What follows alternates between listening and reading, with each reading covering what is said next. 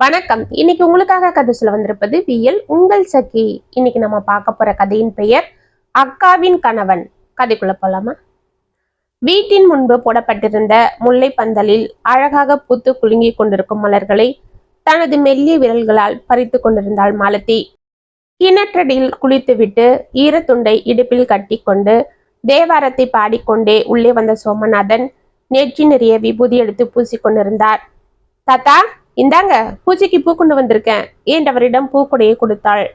தனது பேத்தியை மலர்ந்த முகத்தோடு பார்த்த சோமநாதன், என் தங்கம், காலையில காஃபி சாப்பிட்டியாடா? ஆமா, பள்ளிக்கூடத்துக்கு கிளம்பல, நேரமாகுதே என்று கேட்டுக்கொண்டே அந்த பூக்குடையை வாங்கினார். தோ தாத்தா, கிளம்பிட்டு இருக்கேன். இப்ப டிஃபன் சாப்பிட்டு கிளம்பிடுவேன். என்னது, இன்னும் உனக்கு சாப்பாடு வைக்கலையா அந்த கிழவி? ஏய் பத்மா, என்ன பண்ற உள்ள? குழந்தைக்கு டிஃபனவி, நேரமாகல என்று குரல் கொடுத்தார். வர்றேன் கிழவனாரே, எனக்கு என்ன 10 கையா இருக்கு? ஒவ்வொன்னா தானே செய்யணும். இந்தாங்க, முதல்ல இந்த நீராகரத்தை நீங்க குடிங்க என்று சிரித்து கொண்டே கொண்டு வந்து கொடுத்தாள். எனக்கு என்னம்மா இப்ப அவசரம்? குழந்தைக்கு கொடு, அது பள்ளிக்கூடம் போகிற பிள்ளை இல்ல. அவளுக்கு இடியாப்பம் வேணும்னு கேட்டா, அதுதான் ஊத்தி வச்சுட்டு வந்திருக்கேன். கொஞ்ச நேரம் ஆகும், அதுக்குள்ள அவ கிளம்பி வரட்டும் என்றாள் நிதானமாக. ஆமா தாத்தா, எனக்கு இன்னும் டைம் இருக்கு. தோ இருக்கு ஸ்கூலு, 10 நிமிஷத்துல ஓடிடுவேன். நீங்க டென்ஷன் ஆகாதீங்க என்று தனது தாத்தாவை கட்டி கொண்டாள் மாலதி. என்ன ராசாத்தி, தாய் தகப்பனும் இழந்துட்டு ஆம்போன்னு வந்து நின்னுட்டீங்களே, நீ உங்க அக்காலும். உங்களை என் உசிரி இருக்கிற வரைக்கும் நான் நல்லபடியா பார்த்தாகணுமே என்றவர் கூறிக்கொண்டிருக்க, தாத்தா, அப்பத்தா என்று அழைத்து கொண்டு உற்சாகமாக உள்ளே வரும் தாராவை அனைவரும் ஆச்சரியமாக பார்த்தனர். ஏ பெரியவளே, என்னம்மா கோவிலுக்கு போயிட்டு இம்புட்டு சந்தோஷமா வர? என்ன அத்தா என்று சிரித்து கொண்டே அவளை விசாரித்தாள் பத்மா. அப்பத்தா, நான் கோவிலுக்கு போயிட்டு வந்துட்டு இருந்தேனா, அப்ப அப்ப என்னக்கா, அப்ப என்னாச்சு என் அவள் தோள்களை ஆசையோடு பற்றினாள் மாலதி. அவரு போன் போட்டாருடி என்றாள் வெட்கத்தோடு. சோமநாதன் பத்மா முகம் பிரகாசித்தது. ஆனால் மாலதி தனது அக்காவின் தோள்களில் இருந்து மெதுவாக கையெடுத்து கொண்டாள். அதை கவனியாத தாரா வெட்கத்தோடு சிரித்து கொண்டிருந்தாள். அப்படியா, என்ன சொன்னாருமா என்று சோமநாதன் ஆவலாக கேட்டார். தாத்தா, அவர் நாளைக்கு வராராம். வந்து 1 வாரம் இருக்க போறேன்னு சொல்றாரு. அவருக்கு ஏதோ ஆபீஸ்ல லீவ் வருதான். அப்படியா, ரொம்ப சந்தோஷம்மா. உங்க அப்பன் காரியத்துக்கு வந்துட்டு போனவன் தான். அதுக்கப்புறம் அவன் இந்த பக்கமே வரல. உன்கிட்ட மட்டும் அப்பப்ப ஏதோ 2 வார்த்தை போன்ல பேசிட்டு இருந்தான். உன் வாடி போன முகத்தை எங்களால பார்க்க முடியாம தவிச்சிட்டு இருந்தோம். நல்ல வேளை நீ கும்பிட்ட கடவுள் உன்னை கைவிடல.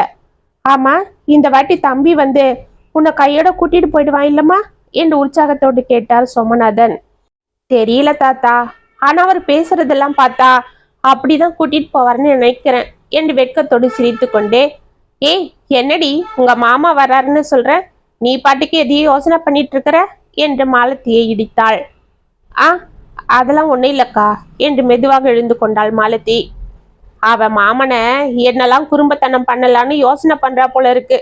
சின்ன வயசுல அப்படிதானே அவனை படாது படுத்துவா. மாமா மாமான்னு அவனை எப்ப பாரு கலாட்ட பண்ணுவா என்று சிரித்தார் சோமநாதன். அடியே, அப்பன்னா பரவாயில்ல, நீ சின்ன பொண்ணா இருந்த, இப்ப பெரிய மனுஷி ஆகிட்ட.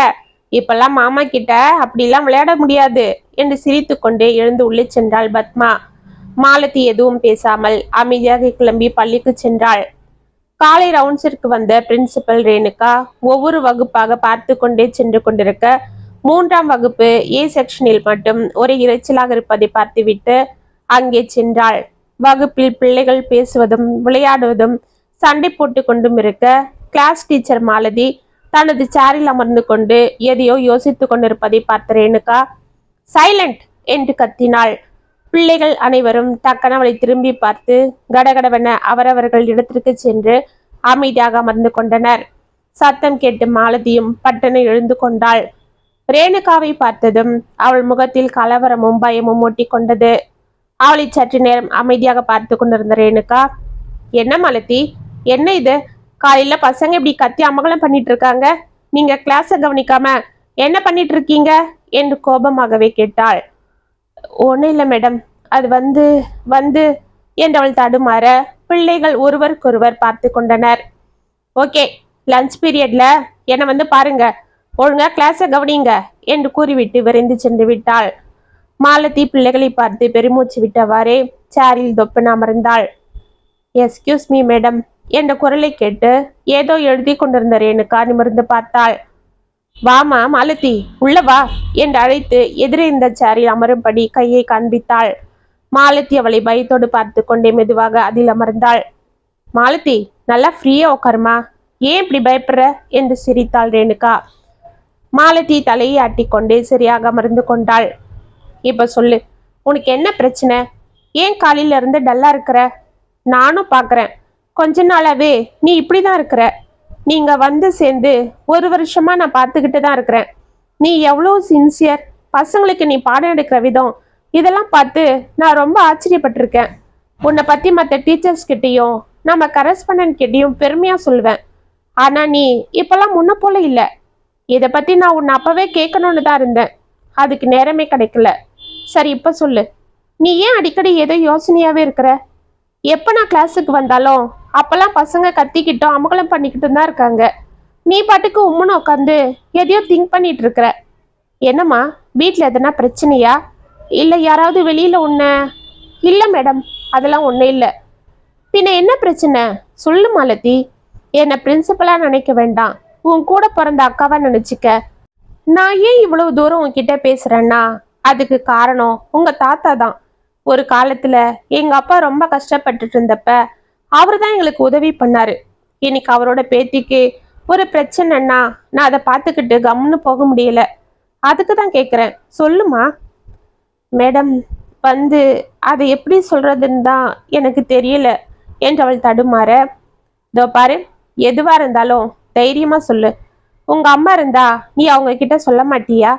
அது போல நினைச்சு சொல்லு என்று அவள் கூறியதும் மாலதிக்கு துக்கம் வந்து விட்டது. அவள் முகத்தை மூடிக்கொண்டு விம்மி அழ ஆரம்பித்தாள். மாலதி, என்னம்மா இது என்று பதட்டத்தோடு அவள் அருகில் வந்து அமர்ந்த ரேணுகா அவள் முகத்தை நிமிர்த்தி, என்ன மாலதி, ஏன் அழற? நீ இப்படி உடஞ்சி அழறனா அப்ப பிரச்சனை ஏதோ பெருசாதான் இருக்கணும்னு நினைக்கிறேன். அது எதுவா இருந்தாலும் என்கிட்ட சொல்லுமா என்று தனது கையில் இருந்த கர்ச்சீஃபால் அவள் முகத்தை துடைத்தாள். மேடம், உங்க அம்மா இருந்திருந்தா அவங்க கிட்ட நீ உன் பிரச்சனைய சொல்ல மாட்டியான்னு கேட்டீங்களே. எங்க அம்மா இருந்திருந்தா எனக்கு இப்படி ஒரு பிரச்சனையே வந்திருக்காது மேடம் என்று மீண்டும் விம்மினாள். மாலதி, அப்படி என்ன பிரச்சனை உனக்கு? மேடம், எனக்கு 10 வயசு இருக்க போது எங்க அக்காவுக்கு 18 வயசு. எங்க அப்பா எங்க 2 பேரையும் ரொம்ப செல்லமா வளர்த்தாரு. நாங்களும் ஒத்துமையா ஒருத்தருக்கு ஒருத்தர் பாசமா இருப்போம். அதை பார்த்து எங்க அம்மா ரொம்ப சந்தோஷப்படுவாங்க. எங்க அம்மாவுக்கு அடிக்கடி உடம்பு சரியில்லாம போறதால எங்க அக்காவுக்கு சீக்கிரமா கல்யாணம் பண்ணணும்னு ஒரு வரனை பார்த்து கல்யாணம் பண்ணாங்க. எங்க மாமா பேர் வரதன். அவர் டிகிரி முடிச்சுட்டு திருப்பூர்ல ஏதோ சின்னதா வேலைக்கு போயிட்டு இருந்தாரு. அவருக்கு வர்ற வருமானம் ஒரு குடும்பம் நடத்துற அளவு பத்தாதுன்னு எங்க அக்காவை கொஞ்ச நாள் இங்கே இருக்கட்டும்னு விட்டுட்டு அவர் மட்டும் திருப்பூர்லயே தங்கிட்டு வேலைக்கு போயிட்டு இருந்தாரு. அடிக்கடி எங்க அக்காவை பார்க்க வருவாரு. அப்பெல்லாம் என் கூட ஜாலியா விளையாடுவாரு. வரும்போது எனக்கு நிறைய சாக்லேட் சிப்ஸ்ன்னு வாங்கிட்டு வருவாரு. அவருன்னா எனக்கு அப்போ ரொம்ப ஆசையா இருக்கும். அவர் எப்போ வருவார்னு காத்துட்டு இருப்பேன். அவர் வந்துட்டா எங்க அக்கா கூட சேர்ந்து என்னையும் சினிமாக்கெல்லாம் கூட்டிட்டு போவாரு. அந்த 2 நாள் அவங்க கூட சேர்ந்து நானும் ஜாலியா ஊரை சுத்துவேன். அதுக்காகவே அவரை தேடுவேன். அவரும் என் மேல ரொம்ப பாசமா இருப்பாரு. மாமா, அடுத்த வாட்டி நீங்க வரும்போது திருப்பூர்ல இருந்து எனக்கு கவுன் வாங்கிட்டு வரணும் என்றாள் மாலதி. வாயாடி, பேசாம இருடி. எப்ப பாரு அவரை தொந்தரவு பண்ணிக்கிட்டு. உங்க அக்காலே எதுவும் கேட்கறதில்ல, நீ என்னவோ நொய்யின்னு என்றவளை செல்லமாக மிரட்டி கொண்டு வரதனுக்கு காஃபி கொண்டு வந்து கொடுத்தாள் அவளது தாய் மீனாட்சி. அத்தை, அதனால என்ன இருக்கு, சின்ன குழந்தை தானே, அவளை போய் ஏன் மிரட்டுறீங்க? அவளுக்கு நான் வாங்கி வராம யார் வாங்கி வரப்போறா என்று மாலதியை பார்த்து சிரித்தான் வரதன். அதுதானே, அப்படி சொல்லுங்க மாமா என்று ஓடி சென்று அவன் அருகில் நின்று கொண்டாள். இதை பார்த்து தாரா சிரித்து கொண்டிருக்க, சொல்றாங்க, இப்படி வாடி வாழு என்று கூறிக்கொண்டே அங்கு வந்து அமர்ந்த தனபால் வரதனை பார்த்தார். மாப்பிள்ள, ஊருக்கு கிளம்பிட்டீங்களா? ஆமாம் மாமா, இப்ப கிளம்புனாதான் நாளைக்கு வேலைக்கு போக சரியா இருக்கும். அப்படியா? மாப்பிள்ள, கேட்குறேன்னு தப்பா எடுத்துக்காதீங்க. ஆக வேற எதனா வேலைக்கு நீங்க முயற்சி பண்றீங்களா? ஏன்னா கல்யாணம் ஆகி 1 வருஷம் ஆகுது. குழந்தைய நீங்க இன்னும் கூட்டிட்டு போகல. 2 பேரும் இப்படி தனித்தனியா இருந்தா பாக்குறவங்க எதனா சொல்லுவாங்க. அதுவும் இல்லாம தாராவும் வர வர ரொம்ப டல்லா இருக்கிறா என்று சுவர் ஓரம் நின்று கொண்டிருந்த தனது மூத்த மகளை பரிதாபமாக பார்த்தார். மீனாட்சியும் கவலையோடு பெருமூச்சு விட்டாள். எனக்கும் அது புரியுது மாமா. ஆனா என்ன செய்யறது, இன்னும் சரியா எனக்கு வேலை செட் ஆகல. இப்பவே நான் அவளை கூட்டிட்டு போயிடுவேன். ஆனா இவ வந்தா நாங்க தனியா தான் வீடு எடுக்கணும். அதுக்கு வாடகை, மளிகை சாமான், அது இதுன்னு இன்னும் எவ்வளவோ இருக்கு. இப்பன்னா நான் என் ஃப்ரெண்ட்ஸுங்க கூட தங்கிக்கிட்டு எப்படியோ ஹோட்டல்ல சாப்பிட்றது, ஒருவேளை சாப்பிடாம இருக்கிறதுன்னு இருந்துடுவேன். ஆனா தாரா வந்துட்டா அப்படி இருக்க முடியாது. அதுதான் யோசிக்கிறேன். ஆனா கவலைப்படாதீங்க மாமா, நான் ரொம்ப தீவிரமா வேற வேலைக்கு தேடிக்கிட்டு தான் இருக்கிறேன். கூடிய சீக்கிரம் கிடைச்சிடும். அப்ப கண்டிப்பா நான் அவளை கூட்டிட்டு போயிடுவேன் என்றான். சரி மாப்பிள்ள, நான் அதிகமா சொல்ல வேண்டியதில்லை. அவ இனிமே ஏன் மகன்றதை விட உங்க பொண்டாட்டின்னு ஆயிடுச்சு என்றார் தனபால். தெரியும் மாமா, நான் பாத்துக்கிறேன், நீங்க கவலைப்படாதீங்க என்று அவரிடம் கூறிக்கொண்டே தாராவை பார்த்தான். அவள் தலையை குனிந்து கொண்டுதான் இருந்தாள். இது போல எங்க மாமா அடிக்கடி எங்க அக்காவை வந்து பார்த்துட்டு இருந்தாரு. அப்புறம் அவர் வர்றது குறைஞ்சது. எங்க அக்காவும் அப்பப்போ போன்ல பேசுவா. அப்பெல்லாம் என்ன சொல்லுவாரோ தெரியல. ஒரு 2 நாள் நல்லா இருப்பா, அப்புறம் டல்லாகிடுவா. அவளை பார்க்க பரிதாபமா இருக்கும்.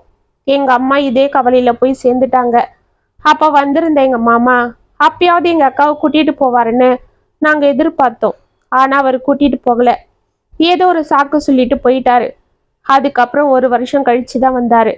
அப்ப நான் பெரிய பொண்ணாகிட்டேன். அவர்கிட்ட முன்ன போல ஃப்ரீயா பேச தயக்கமா இருக்கும். நான் அவர் பக்கத்துல போகாம தூரமாவே நின்று பேசிட்டு போயிடுவேன். இதெல்லாம் பார்த்து அவர் என்னை கேலி பண்ணி சிரிப்பாரு. இப்படியே கொஞ்ச நாள் போச்சு. அதுக்கப்புறம் திடீர்னு அவர் அக்கா கிட்ட போன்ல கூட பேசுறத நிறுத்திட்டாரு. அக்காவே போன் போட்டாலும் வேலை இருக்கு, அப்புறமா கூப்பிடுறேன்னு சொல்லி போனை வச்சிடுவாரு. இத முதல்ல அக்கா யார்கிட்டயும் சொல்லல. ஆனா அவ ரொம்ப சோர்ந்திருக்கிறத பார்த்துட்டு எங்க அப்பாவே அதை கண்டுபிடிச்சிட்டாரு. எங்க அக்கா ஒரு வெகுளி. அவளுக்கு டக்குன்னு எதையும் சூசகமா கண்டுபிடிக்க தெரியாது. அதனால மாமா என்ன சொன்னாலும் நம்பிக்கிட்டு அமைதியா இருப்பா. அப்படிப்பட்டவ இப்ப ரொம்பவே டல்லா இருக்கிறத பார்த்துட்டு எங்க அப்பா ஒரு நாள் எங்க மாமாவை பார்க்க ஊருக்கே போயிட்டாரு. எப்பதான் என் பொண்ணை கூட்டிட்டு போவீங்கன்னு கொஞ்சம் கடுமையாவே கேட்டுட்டாராம். அதுக்கு எங்க மாமா, உங்க பொண்ணு பார்க்க நல்லாவே இல்லை, குண்டா கருப்பா இருக்கா, இந்த வயசுலயே வயசான பொம்பளை போல இருக்கா. அவளை போட்டோல பார்த்துட்டே என் ஃப்ரெண்ட்ஸுங்க எல்லாரும் என்னடா இப்படி ஒரு பொண்ணை கல்யாணம் பண்ணியிருக்கன்னு கேட்குறாங்க. இனி அவளை இங்க கூட்டிட்டு வந்துட்டா அப்புறம் பார்க்குறவங்க எல்லாரும் என்ன எதனா சொல்லிக்கிட்டே இருப்பாங்க. அதனால எனக்கு அவ கூட வாழ இஷ்டம் இல்லைன்னு சொல்லிட்டாராம். அதை கேட்டு எங்க அப்பாவுக்கு என்ன சொல்றதுன்னே தெரியாம அந்த அதிர்ச்சியோடவே ஊருக்கு வந்து யார்கிட்டயும் பேசாம தனியா ரூம்லயே உக்காந்துட்டு இருந்தாரு. எங்க அக்காவும் அவரை கேட்க சங்கடப்பட்டுக்கிட்டு பேசாம இருந்தா. ஆனா நான் விடல. அவர்கிட்ட தனியா விசாரிச்சேன். அப்பதான் அவர் எங்க மாமா சொன்னதை சொல்லி அழுதாரு. எனக்கு வானமே இடிஞ்சு தலையில விழுந்தது போல ஆயிடுச்சு. பாவம், இதெல்லாம் தெரிஞ்சா அந்த சாதுவான பொண்ணு உடைஞ்சிடுவா. அவளுக்கு நம்மளை விட்டா எதுவுமே தெரியாது. அவளை நான் எப்படிம்மா காப்பாத்த போறேன்னு கலங்கி அப்படியே கீழே விழுந்துட்டாரு. விழுந்தவர் எந்திரிக்கவே இல்லை. ஊர்ல இருந்த எங்க தாத்தா பாட்டி வந்து எங்களை பார்த்து துடிச்சிட்டாங்க. எங்க மாமாவும் வந்திருந்தாரு. அவரை பார்க்கவே எனக்கு கோபமா வந்தது. ஆனா எங்க அக்கா முகத்துக்காக அமைதியா இருந்துட்டேன். எங்க அப்பா காரியத்துக்காக எல்லா ஏற்பாடும் நடந்துட்டு இருந்தது. அந்த 10 நாளும் எங்க மாமாவோட போக்கு சரியில்லை. என்னை ஒரு மாதிரி பாக்குறதும், அவருக்கு தண்ணி கொடுக்க போனா, காஃபி கொடுக்க போனா என் கையை தொட்டு பேசுறதும், ஒரு மாதிரி நடந்துக்கிறதுன்னு செய்ய ஆரம்பிச்சிட்டாரு. அப்பா இருந்த துக்கத்திலையும் தன்னோட புருஷன் இத்தனை நாள் கழிச்சு வந்து நம்ம கூட 10 நாள் தங்கி இருக்காரே என்ற சந்தோஷத்துல இருந்த எங்க அக்கா அவருக்கு விழுந்து விழுந்து பணிவிட செஞ்சிட்டு இருந்தா. அந்த வெகுளிக்காக நான் எதையும் சொல்லாம அமைதியா இருந்தேன்.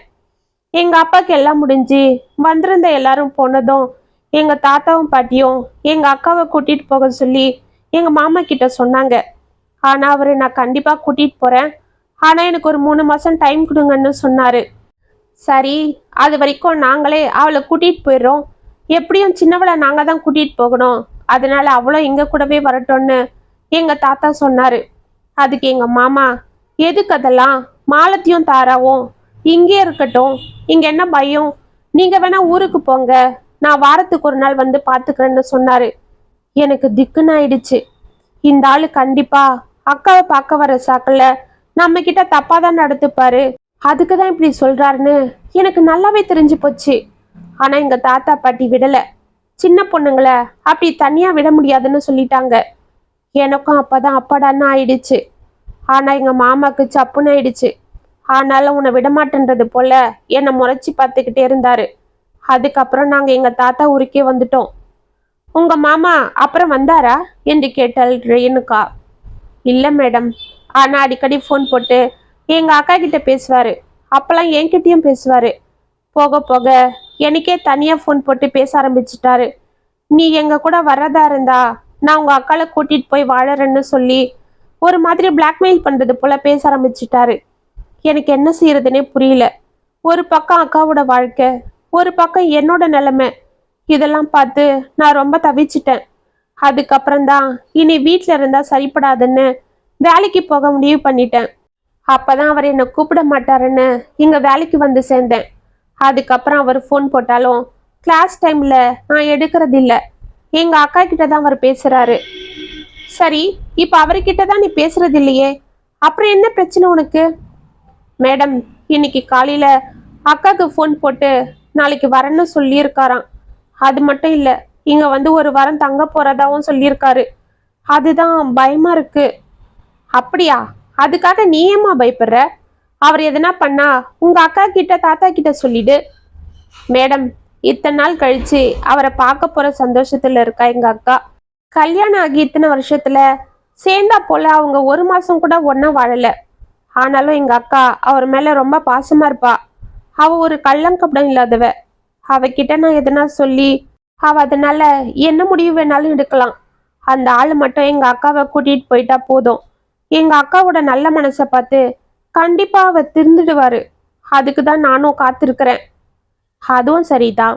சரி, இப்ப நீ என்ன செய்ய போற? அதுதான் மேடம் தெரியல. அந்த ஆள் வந்துட்டு போற வரைக்கும் நான் இங்க இருக்க விரும்பல.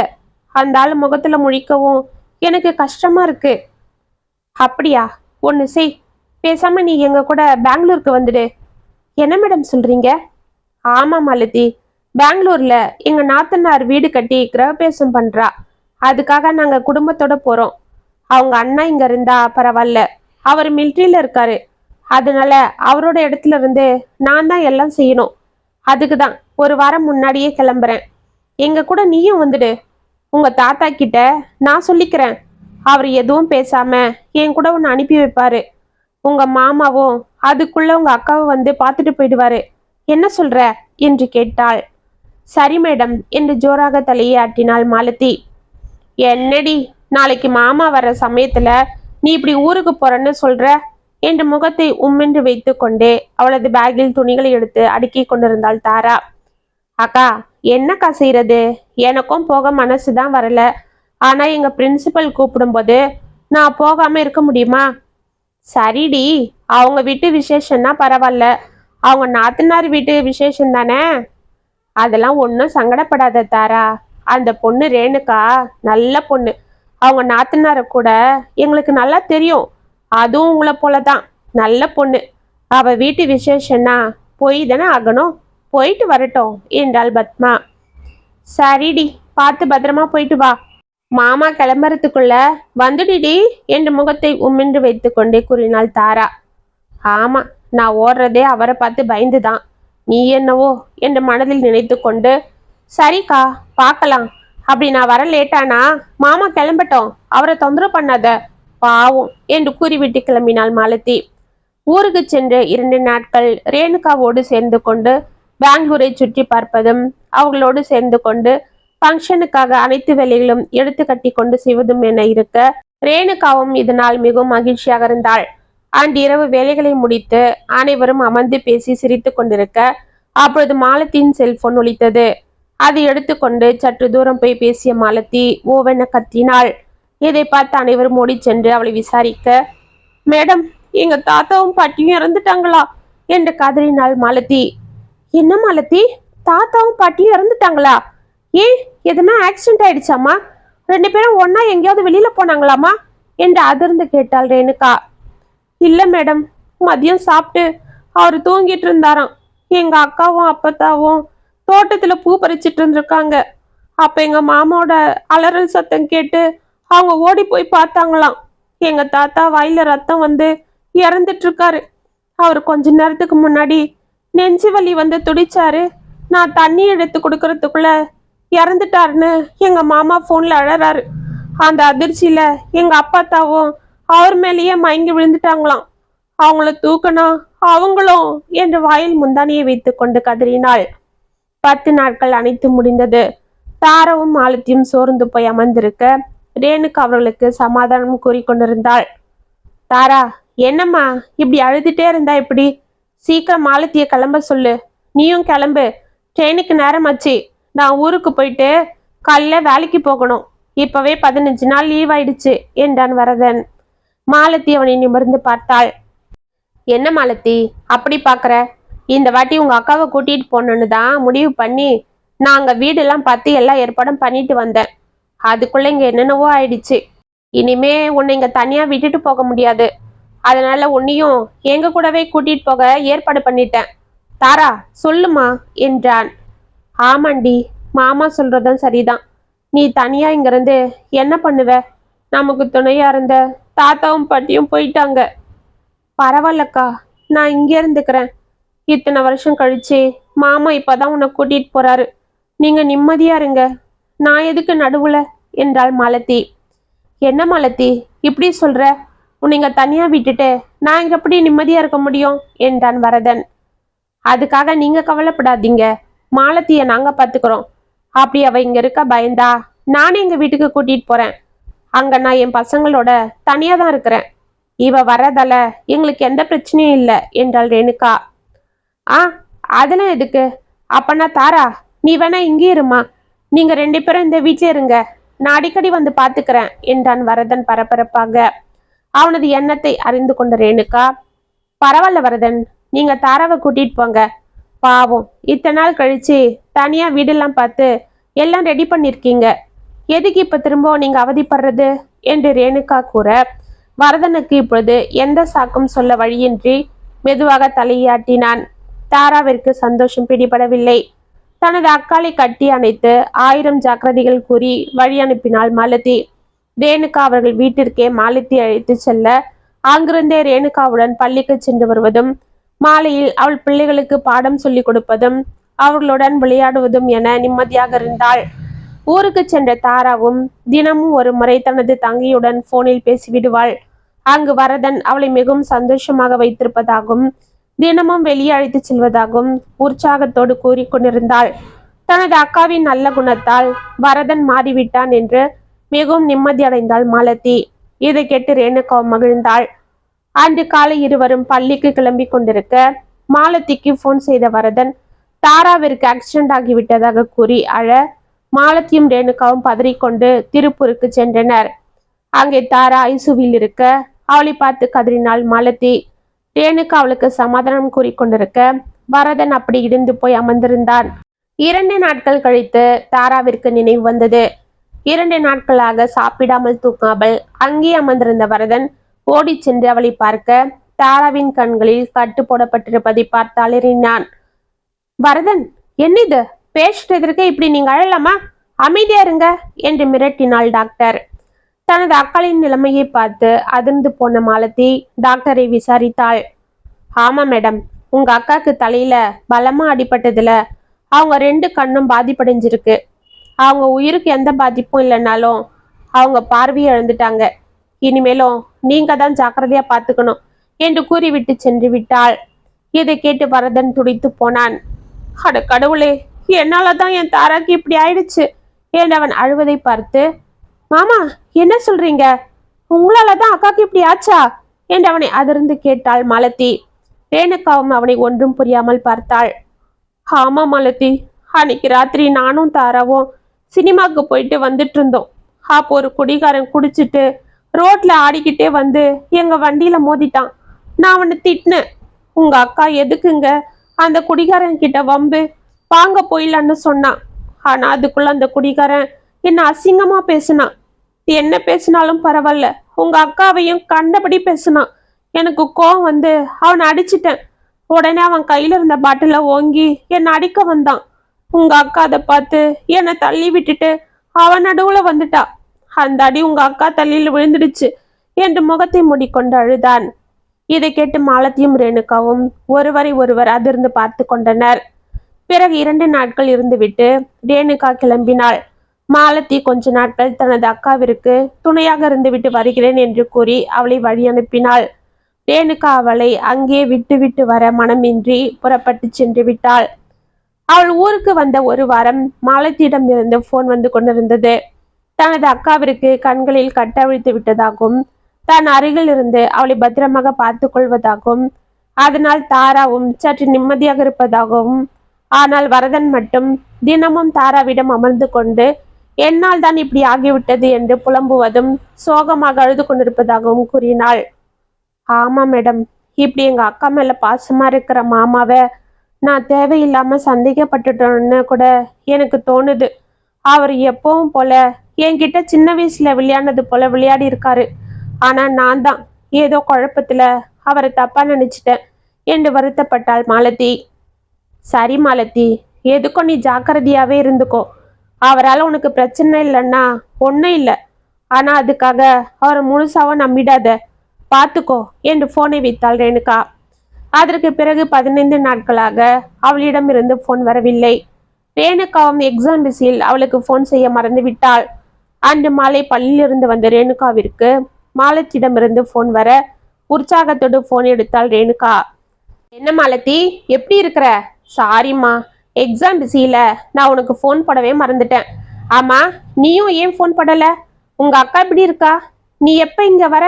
பசங்களாம் உன்னை கேட்டுட்டே இருக்காங்க என்று அவளாக கேட்டாள். எதிர்முனையிலிருந்து எந்த பதிலும் இல்லை.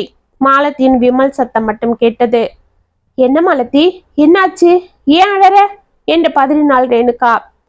மேடம், இனிமே நாங்க வரவே மாட்டேன், என்ன பசங்களை மறந்துட சொல்லுங்க என்று கதறினாள்.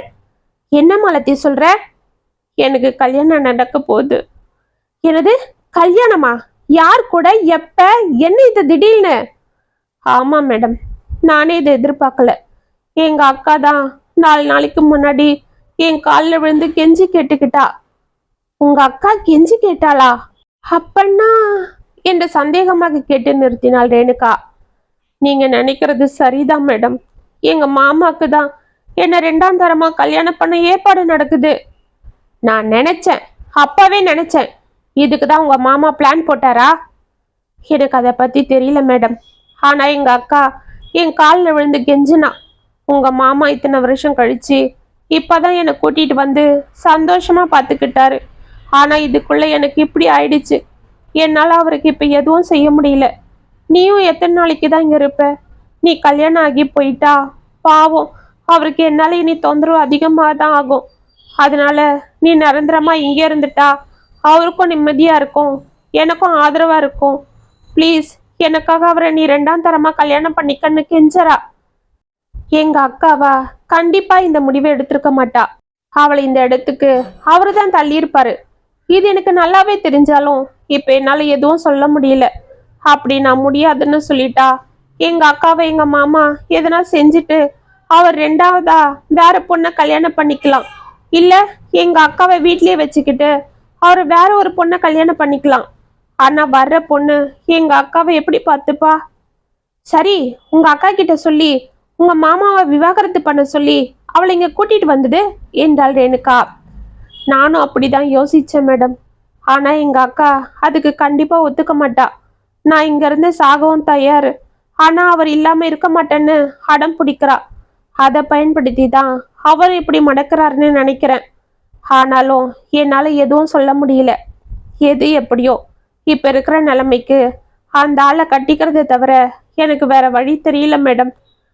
நாளன்னைக்கு காலையில எங்க கல்யாணம். அதுதான் கடைசியா உங்ககிட்ட மனம் விட்டு பேசணும்னு போன் போட்டேன் என்று அழுது கொண்டே போனை வைத்தாள். அன்று காலை கோவிலில் சிம்பிளாக அவர்கள் திருமணத்திற்கு ஏற்பாடாகி இருக்க வரதனின் நண்பர்கள் 4 மட்டுமே வந்திருந்தனர். அங்கு நடப்பது எதுவும் பார்க்க முடியவில்லை என்றாலும் தாரா சோகத்தோடு ஒரு ஓரத்தில் அமைதியாக அமர்ந்திருந்தாள். அவள் மனதில் பல குழப்பங்கள் ஓடிக்கொண்டிருந்தன. தனது தங்கையே தனது கணவரை திருமணம் செய்து கொண்டு தன்னுடன் இருப்பதால் அவளது வாழ்க்கை காப்பாற்றப்பட்டாலும் பாவம் அதற்காக அந்த சிறிய பெண்ணின் வாழ்க்கையை தன்னுடைய சுயநலத்திற்காக பலி கொடுக்கிறோமோ என்று மனதிற்குள் நொந்து கொண்டிருந்தாள். வரதன் மணமேடையில் உற்சாகத்தோடு அமர்ந்திருக்க ஐயர் மந்திரங்களை சொல்லிக் கொண்டிருந்தார். மாலத்தியை 2 பெண்கள் அழைத்து வந்து மணமேடையில் அமர வைத்தனர். வரதன் அவளை திரும்பி பார்த்தான். அவள் முகத்தில் எந்த சலனமும் இன்றி அவள் ஒரு ஜடம் போல் காணப்பட்டாள். ஐயர் தாலியை எடுத்து வரதனிடம் கொடுக்க அதை மகிழ்ச்சியோடு வாங்கி அவள் கழுத்தில் கட்டச் சென்றான் வரதன். நிறுத்துங்க என்ற குரலை கேட்டு அவன் திரும்பி பார்க்க ரேணுகா பரபரப்பாக அங்கு வந்து கொண்டிருந்தாள். தோ மேடம், இவன்தான் என்று தனது அருகில் இருந்த போலீஸ் இன்ஸ்பெக்டர் ராதாவிடம் வரதனை காண்பித்தாள். அவர்களை பார்த்த வரதனின் கை நடுங்க தாலி தானாக கீழே நழுவி விழுந்தது. அனைவரும் அதிர்ந்தவர்களை பார்க்க என்னாச்சு என்னாச்சு என்று மெதுவாக தடவிக்கொண்டே தடுமாறிக்கொண்டு எழுந்து அங்கு வந்தாள் தாரா. மணமேடையிலிருந்து எழுந்து வந்து அவளை பிடித்து கொண்டாள் மாலதி. ஏய் மிஸ்டர், 2 கொலைய பண்ணிட்டு இங்க வந்து அந்த அப்பாவி பொண்ணு கழுத்துல தாலி கட்டவா பாக்குற? எழுந்துடுடா என்று கூறிக்கொண்டே அவன் அருகில் சென்றாள் ராதா. மேடம், என்ன இது? நான் யார கொலை பண்ண? இது என்ன அபாண்டமா என் பேர்ல பழிய போடுறீங்க என்றான் வரதன் கோபமாக. ஏய் போத நிறுத்து. மாலதியோட தாத்தா பாட்டிய நீதானே கொலை பண்ண, அதுக்கு சாட்சி இருக்கு. எனது? அவரை நான் கொலை பண்ணேன்னா? ஆமா, நீதான் கொலை பண்ண. அவங்களுக்கு சாப்பாட்டுல விஷத்தை வச்சு நீ கொலை பண்ணிருக்க. அந்த விஷயத்த உன் ஃப்ரெண்டு ரமேஷ் கிட்ட இருந்து நீ வாங்கினத அவனே ஒத்துக்கிட்டான் என்றாள் ராதா. அட கடவுளே, இங்க என்ன நடக்குது என்று தாரா அலற, அக்கா கொஞ்சம் அமைதியாரு என்று அவளை சமாதானம் செய்த மாலதி, மேடம் என்ன மேடம் இது, புதுசா ஏதேதோ சொல்றீங்களே என்று ரேணுகாவிடம் கேட்டாள். ஆமா மாலதி, உங்க தாத்தா திடீர்னு இறந்துட்டாருன்னு சொல்லி அந்த அதிர்ச்சியில உங்க பாட்டியும் இறந்துட்டாங்கன்னு இந்த ஆளு சொன்னதை கேட்டு துக்கத்துல இருந்த நீங்கள்லாம் அதை பத்தி யோசிக்கலனாலும் எனக்கு இந்த ஆளு மேல சந்தேகமாவே இருந்தது. அன்னைக்கே உங்க தாத்தா பாட்டி உடம்ப ஆஸ்பத்திரிக்கு கொண்டு போகலையான்னு கேட்டதுக்கு இவன் ஏதேதோ சொல்லி மழுப்பிட்டான். அவசர அவசரமா அதை கொண்டு போய் அடக்கம் பண்ணவும் ஏற்பாடு பண்ணிட்டான். ஆனா நான் விடல. போலீஸ்ல சொல்லி யாருக்கும் தெரியாம அதை இன்வெஸ்டிகேஷன் பண்ண சொன்னேன். நானே முழு பொறுப்பும் ஏத்துக்கிட்டு அட்டாப்சிக்கு ஏற்பாடு பண்ணேன். எங்க வீட்டுக்காரருக்கும் ஃபோன் போட்டு எல்லா விஷயத்தையும் சொன்னேன். உடனே அவர் ஃபோன் போட்டு இன்ஸ்பெக்டர் கிட்ட பேசினாரு. அவர் மிலிட்ரியில இருக்கிறதால அவங்களும் சரின்னு ஒத்துக்கிட்டு உங்க தாத்தா பாட்டி பிரேதத்தை தோண்டி எடுத்து போஸ்ட்மார்ட்டம் பண்ணாங்க. அப்பதான் தெரிஞ்சது எல்லா விஷயமும். அவங்க சாப்பிட்ட சாப்பாட்டுல விஷம் இருந்திருக்கு. அட பாவி, அப்பவே ஏமட இவனை அரெஸ்ட் பண்ணல என்று கத்தினாள் மாலதி. எப்படி மாலதி, முறையான விசாரணை எதுவும் இல்லாம உடனே அப்படி செய்ய முடியும்? அதுவும் விஷத்தை இவன் தான் கலக்கனானா? அதை ஏன் பண்ணா? இதெல்லாம் நாங்க கண்டுபிடிக்கிறதுக்குள்ள உங்க அக்காக்கு ஆக்சிடென்ட் ஆயிடுச்சு. அந்த ஆக்சிடென்ட்டும் தானா நடக்கல என்றாள் இன்ஸ்பெக்டர். என்னது? ஆமா, உங்க மாமா தான் ஆளை செட் பண்ணி அன்னைக்கு அந்த ஆளு கூட சண்டை போடுறது போல நடிச்சு உங்க அக்காவை அடிச்சு கொலை பண்ண பார்த்துருக்காங்க. ஆனா உங்க அக்காவோட நல்ல நேரம், அவங்களுக்கு உயிருக்கு ஆபத்து இல்லாம பார்வையை மட்டும் இழந்து தப்பிச்சிட்டாங்க. ஆனா இது ரேணுகா மேடத்துக்கு கூட தெரியாது. நாங்க உங்க மாமாவை பத்தி விசாரிச்சுட்டு இருந்த சமயத்துல இதுவும் நடந்து போயிடுச்சு. எல்லா ரிப்போர்ட்டும் எங்க கைக்கு வர்றதுக்குள்ள இவன் உங்களை கல்யாணம் பண்ணவே ஏற்பாடு பண்ணிட்டான். நேத்து தான் நாங்க இவனை அரெஸ்ட் பண்ண எல்லா ஏற்பாடும் பண்ணோம். அதுக்குள்ள சரியான நேரத்துல ரேணுகா மேடம் உங்க கல்யாணத்தை பத்தி சொன்னாங்க. இப்போ உங்க வாழ்க்கையும் காப்பாற்ற முடிஞ்சது என்று அவன் இழுத்து கொண்டு போனாள் இன்ஸ்பெக்டர். அட கடவுளே, இவ்வளவு கொடுமைகளை பண்ணிட்டு என்கிட்ட பாசமா இருக்கிறது போல நடிச்சு என்னை ஏமாத்திட்டு இருந்தாரே. ஆமா மேடம், எதுக்கு அவர் இப்படிலாம் பண்ணாரு? எனக்கு ஒண்ணுமே புரியலையே என்று ரேணுகாவின் கைகளை பிடித்து கொண்டு கதறினாள் தாரா. எல்லாம் உன் தங்கச்சிக்காக தான். உங்க அப்பா இறந்ததுமே அவன் உன்னோட சேர்த்து உன் தங்கச்சியும் இங்க கூட்டிட்டு வந்துடணும்னு இருந்தான். ஆனா அதுக்கு உங்க தாத்தா பாட்டி சம்மதிக்காம போகவே இவளை இங்க வரணும், இல்லைன்னா உங்க அக்காவை கூட்டிட்டு போக மாட்டேன்னு மிரட்டினான். ஆனா இவ சம்மதிக்கல. அதுதான் உங்க தாத்தா பாட்டிய கொன்னுட்டான். அப்போ நான் அவளுக்கு காவலா இருக்கவே அவனுக்கு என்ன செய்யறதுன்னு தெரியல. அவளை இங்க வர வைக்க உன்னை கொலை பண்ணிட்டு அதனால அழறது போல சிம்பத்தி கிரியேட் பண்ணா. அப்ப பாவம் பார்த்து மாலத்தி அவனை கட்டிப்பான்னு நினைச்சான். ஆனா நீ அதுல தப்பிச்சு பார்வை இழந்துடவே இப்போ உனக்கு உதவியா இருக்க அவளை இங்க வர வச்சு அவனோட திட்டத்தை நிறைவேற்றிக்க ஏற்பாடு பண்ணிட்டான். என்று ரேணுகா நடந்ததை எல்லாம் அவளிடம் கூற, அட பாவி, என் புருஷன் என் தங்கச்சிய இப்படி ஒரு தப்பான நோக்கத்தோட பார்த்திருக்கானா? எனக்காக என் தங்கச்சி இவ்வளவு வேதனையை மனசுக்குள்ள மறைச்சிருந்திருக்காளா? ஏமாலா, எனக்காக இவ்வளையும் பொறுத்துக்கிட்ட. இந்த பாவிய பத்தி என்கிட்ட அப்பவே சொல்லியிருந்தா நான் அப்ப அவனை தூக்கி எறிஞ்சிருப்பனே. நம்ம தாத்தா அப்பத்தாவையும் காப்பாத்திருக்கலாமே. எதுக்குமா இப்படி பண்ண? உங்களெல்லாம் இப்படி கஷ்டப்படுத்திட்டு இந்த பாவியோட அப்படி ஒரு வாழ்க்கை எனக்கு என்ன வேண்டி கிடக்கு என்று அழுதாள். அக்கா, நீ இவ்வளவு தைரியமா இருப்பன்னு நான் யோசிக்கல. உன் மேல இருந்த பாசத்தால நான் கொஞ்சம் தயங்கிட்டு இருந்தேன் என்றாள் மாலதி. என்னம்மா இது, கட்டின பொண்டாட்டி நான் குத்துக்கல்லு போல இருக்க. அவன் உன் வாழ்க்கையை இப்படி ஆக்க ஆசைப்பட்டிருக்கான். எதை மன்னிச்சாலும் எந்த பொண்ணும் துரோகத்தை மன்னிக்கவே மாட்டா. என் புருஷன் உன்னை குழந்தை போல பாக்குறான்னு தான் நானும் நினைச்சேன். ஆனா அதுக்குள்ள இப்படி ஒரு மிருகம் இருக்குன்னு நான் நினைக்கல. இவனை நம்பி நாளைக்கு என் குழந்தைய கூட விட முடியாது.